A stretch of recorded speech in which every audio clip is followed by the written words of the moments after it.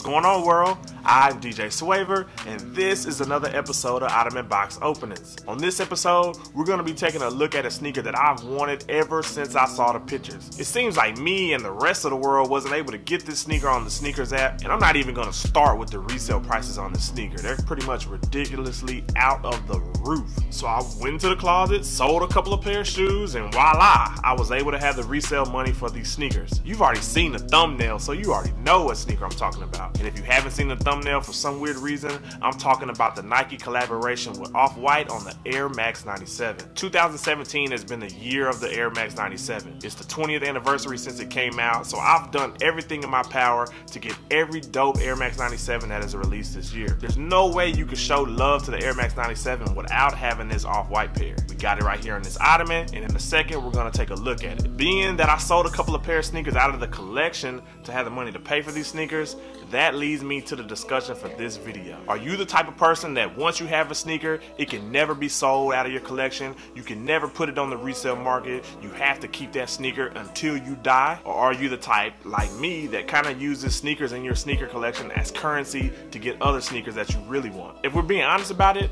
those are the only two type of sneakerheads there are in this world. The type to get a sneaker, keep a sneaker, rock a sneaker, and never let go of that sneaker. Or the type to get a sneaker, like a sneaker, but if the money is right for the resale of that sneaker, well, let that sneaker go out of that door with the quickness. I've always lived by the motto, you can't take it with you when you die. That's pretty much the reason I give myself to not feel bad about selling a sneaker, especially if I want to get another sneaker and the money for the sneaker that I'm selling is kind of good. The resale value for this pair of Off-White 97 was $500 in my size. Now, a lot of people are probably thinking that's a lot of money to shell out, but if you think about it, that $500 is really only 2 or 3 dope pair of shoes that you could sell on the resale market. I sold 3 pair of shoes to get the $500 to buy this sneaker, and then had some money left over. The first shoe I sold was the Royal Blue Air Max 1 Anniversaries. The second sneaker I sold was a Kyrie 1 All-Star Edition, and as trifling as this sounds, the third sneaker I sold was the Soul Land Dunk High that I used in my previous video. I'll go ahead and post a link to that just in case you haven't seen that review. That's probably the only time you're gonna see that sneaker on my foot. But what I'm saying is, it doesn't hurt to sell sneakers in your collection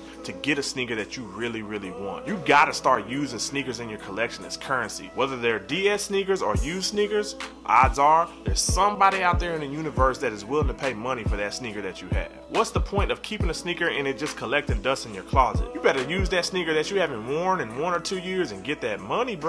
I myself, I have a 1-year limit on the sneaker. That pretty much means that if I haven't worn that sneaker in 1 year, bruh, it's getting sold. If you really want a sneaker and you don't have the money for that sneaker, sell some of the sneakers that you don't wear anymore. Even if the sneaker sells for less than $100, that's still money that's not coming out of your pocket and going towards another sneaker that you really want. And it doesn't even have to be towards another sneaker. If you just want some extra money, sell a sneaker. I promise you, the sneaker police will not knock on your door. Now, it may be a sneakerhead out there telling you that you're disgracing the sneaker culture and doing some type of blasphemous act. But at the end of the day, are they paying your bills? Nah, I didn't think so. So I'm gonna leave you with this. If you've ever felt bad about selling sneakers in your collection, don't. Now that I got my sneakerhead rant out of the way for this video, let's go ahead and take a look at these dope sneakers. Being that all the Nike Off-White collabs released over a month ago, I'm really not gonna go in depth on this sneaker in this video. I really just wanna take a look at this sneaker and tell y'all the parts that I personally think are dope about this sneaker. So if you're looking for a super in-depth review of this sneaker, watch this video first, then go look at the million other ones out there on YouTube. So before you click out of this video, let's go ahead and take a look at it right now. And this is the Nike Off-White Air Max 97. I know I call a lot of sneakers on this channel flames. I'm not even gonna call this sneaker flames. Sometimes you just gotta look at a sneaker in disgust. That's how sick this sneaker is, bruh. We all know this Air Max 97 is pretty much like the welded Ultra Air Max 97s that have came out this year. The upper of this sneaker is in an all-white colorway. And one of the main features that I love about this sneaker is that kind of cloudy, icy sole on the bottom. I'm never one to really care about the bottom of the sneaker, but something about this sole is super dope to me. Another feature that I'm loving about this sneaker is the deconstructed look that they use for the silhouette. From the ankle portion of the shoe to the tongue, that whole deconstructed look gives you almost like a futuristic feel to this sneaker. The only thing I'm really worried about that is how comfortable it would be. We all know that a regular Air Max 97 has a lot of padding on the inside of the shoe. With this sneaker almost having no padding on the inside, I'm wondering how it would stand up if I'm wearing this sneaker for a long time. Also, I love how they put the Nike tab on the side of the tongue and not using the traditional Nike check that you would find on the Air Max 97 tongue. As with all of the off-white Nikes, I love how they put that inscription on the inside of the shoe. It kind of gives this sneaker that one-of-one sample feel. I had to switch to the left shoes just so we could take a look at that zip tie. Everybody knows that the signature aspect of this sneaker in an off-white collab is that red zip tie. If I would have bought this sneaker and it came without a zip tie, you would have seen the definition of an angry black man. The zip tie on all the off-white sneakers in this collab pretty much made this collab a success. I've seen the resale value go down the toilet for a few of the off-white collabs that did not have this zip tie. Being that this zip tie was such a success, do not be shocked if you see Nike start using this on random general release sneakers. We all know that if something is a hit, Nike is gonna repeat it. I'm willing to bet a nice piece of money that you're gonna see the zip tie on a lot of sneakers coming soon. And those were the features that I really enjoyed about this off-white Air Max 97. There was no way this could be the year of the Air Max 97 and I did not get my hands on this sneaker. I had to let a few shoes go in the process, but it was well worth it in my opinion. On a scale of 1 to 10, I'm giving this sneaker an easy 8. Is it the best Air Max 97 to release this year? That's up for debate, but there's no doubt that this one is at least in the top 3. Whether it's number 3, 2, or 1, that's left to be seen. But as usual, I want to know your opinion on this sneaker. Are you liking this sneaker? Are you not liking it? Did you get your hands on a pair? Are you contemplating buying this sneaker on the resale market and needed a video like this to kind of push you over the edge? Let me know down in the comment section your opinion on this sneaker. This sneaker is sold out everywhere, and the only place you're going to get this sneaker is on the resale market or at a resale sneaker store. For this size 13, I paid $500, and that was sort of on the cheap end for this sneaker. If you're either a baller or you don't feel like selling sneakers in your collection, be ready to shell out a pretty nice sum of money. But seeing this sneaker in hand, letting go of those 3 sneakers and paying that $500 was worth it. And this is the Nike collab with Off-White on the Air Max 97.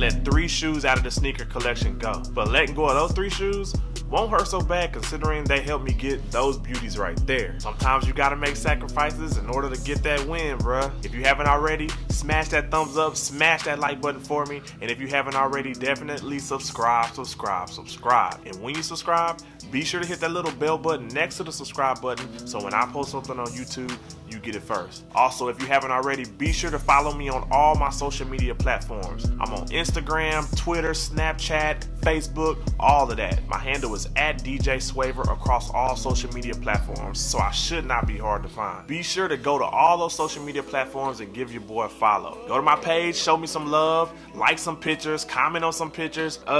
You can even DM me if you want to, as weird as that sounds. Just show your boy some love and let me know that you rocking with Ottoman box openings and this channel right here. Once again, I am DJ Swavor. This was another episode of Ottoman box openings, and until next time, peace.